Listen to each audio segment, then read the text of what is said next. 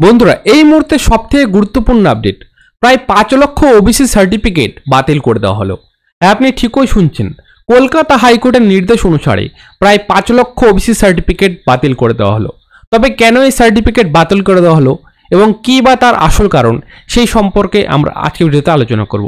তো ভিডিওটি শুরু থেকে শেষ পর্যন্ত দেখবেন। তো চলুন বন্ধুরা, ইন্টারেস্টিং ভিডিওটি শুরু করা যাক। বিভিন্ন মাধ্যম এবং বিভিন্ন সংবাদ মাধ্যম সূত্রে খবর। দেখুন, শুরুতে বলা রয়েছে, তৃণমূল জামানায় দেওয়া রাজ্য সরকারের ওবিসি সার্টিফিকেট বাতিল করে দিল কলকাতা হাইকোর্ট। অন্যান্য অনগ্রসর শ্রেণীভুক্তদের সংরক্ষণের সুবিধা দেওয়ার জন্য রাজ্য সরকারের তরফে যে শংসাপত্র দেওয়া হয় তাই হলো ওবিসি সার্টিফিকেট।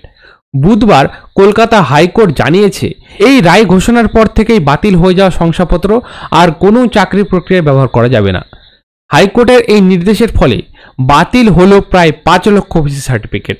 তবে একই সঙ্গে হাইকোর্ট জানিয়েছে, এই সার্টিফিকেট ব্যবহারকারী যারা ইতিমধ্যেই সুযোগ পেয়েছে চাকরিতে, তাদের এই রায়ের উপর কোনো প্রভাব পড়বে না। বুধবার কলকাতা হাইকোর্ট অবশ্য নির্দিষ্ট করে তৃণমূল সরকারের কথা বলেনি। আদালত জানিয়েছে, 2011 সালের পরে জারি হওয়া সমস্ত ওবিসি সার্টিফিকেট বাতিল করা হবে। তো 2010 সালের পরে যেসব সার্টিফিকেট রয়েছে সেই সব সার্টিফিকেট কিন্তু বাতিল করে দেওয়া হবে। ঘটনাচক্রে 2011 সাল থেকেই রাজ্যে ক্ষমতায় এসেছেন তৃণমূল। ফলে আদালতের নির্দেশ মূলত কার্যকর হতে চলেছে তৃণমূল জামানায় ইস্যু করা ওবিসি সার্টিফিকেটের উপর। তো যারা 2010 সালের পরে ওবিসি সার্টিফিকেট পেয়েছেন, 2024 সাল পর্যন্ত যারা পেয়েছেন, তাদের কিন্তু ওবিসি সার্টিফিকেট বাতিল হতে চলেছে। তবে কেন এই সিদ্ধান্ত নেওয়া হলো?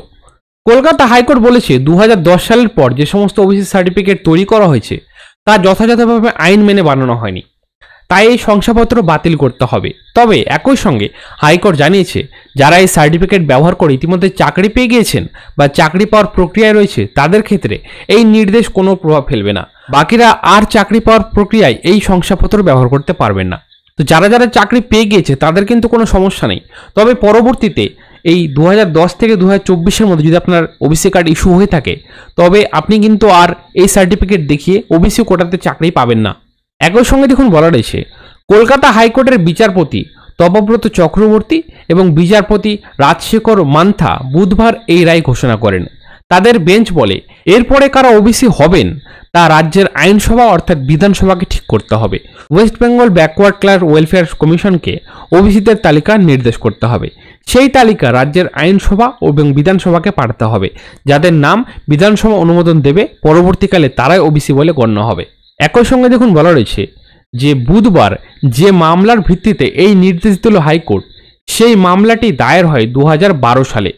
তো এটি কিন্তু অনেকদিন আগে মামলা হয়েছে। মামলাকারীদের তরফে আদালতে হাজির ছিলেন আইনজীবী সুদীপ্ত দাশগুপ্ত এবং বিক্রম বন্দ্যোপাধ্যায়। তারা জানিয়েছেন, 2010 সালে একটি অন্তর্বর্তী রিপোর্টের ভিত্তিতে পশ্চিমবঙ্গে অন্যান্য অনগ্রসর শ্রেণী তৈরি করেছিল বামফ্রন্ট সরকার। ওই শ্রেণীর নাম দেওয়া হয় ওবিসি এ। কিন্তু তার পরের বছরেই বাংলার মসনদ থেকে সরে আসে বামফ্রন্ট।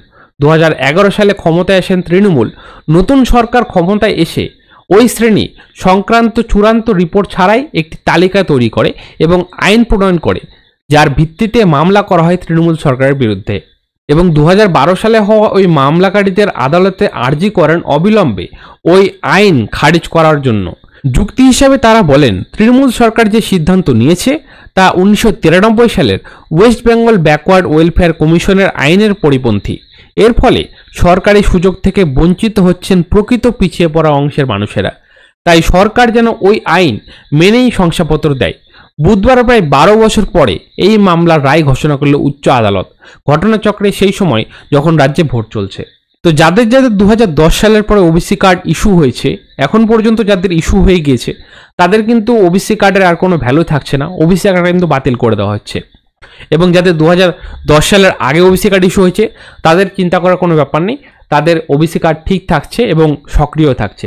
তবে যারা যারা 2010 সালের পরে ওবিসি কার্ড ইস্যু করানোর পরেও চাকরি পেয়েছেন, তাদের চাকরিতে কোনো প্রভাব পড়ছে না, বা যারা চাকরি পাওয়ার পর্যায়ে রয়েছেন তাদেরও কোনো প্রভাব পড়ছে না। তবে এখন বর্তমানে যারা যারা এই সার্টিফিকেট দেখে চাকরি নিতে যাবেন, তাদের ক্ষেত্রে কিন্তু প্রচুর সমস্যার সম্মুখীন হতে হবে।